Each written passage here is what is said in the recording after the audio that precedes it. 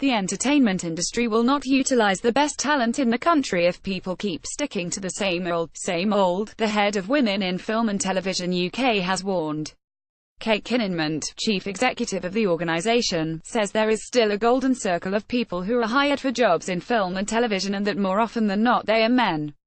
She told the Press Association, "Women made the first ever narrative films back in the days of Alice Guy Blash and Lois Weber, and then once it became an industry and went to Hollywood and bankers and financiers got involved, women got pushed aside into jobs where they were taking care of things rather than directing and writing themselves."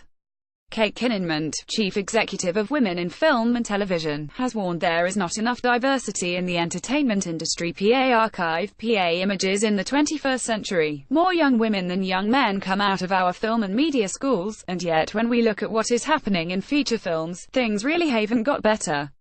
A recent report by the Annenberg Inclusion Initiative at the University of Southern California found there had been no significant statistical improvement in the representation of women and minorities in film over the past decade. She continued, "People talk the talk but they are not actually employing the women to make films. I think it's a culture thing, and because people also see film as a high-risk industry, they go after the same people all the time. It comes down to a sort of golden circle of people, and generally they happen to be men, and when people are trying to get something commissioned, they are trying to get something funded, they love to be able to say this person already has a BAFTA or been nominated for an Oscar or they got an Olivier for the thing they did in the theater. So it becomes very difficult, in a business where risk is feared, for new voices to come in." Kininmonte is one of a panel of industry experts who has selected the Bumble Female Film Force, 5 female filmmaking teams who will be awarded £20,000 each to make a short film. "At the end of the day, we are not using the best talent in the country if we keep sticking to the same old. Kate Kininmonte. The shorts cover subjects such as Japan's female divers, a soldier's wife searching for her missing husband during the Battle of Waterloo, and a heroic matriarch trying to escape a government-decreed death sentence before her 80th birthday. She said she hoped the shorts would be a calling card for the aspiring filmmakers, who will receive mentoring and guidance throughout the production process, which will then give the women a step up the ladder.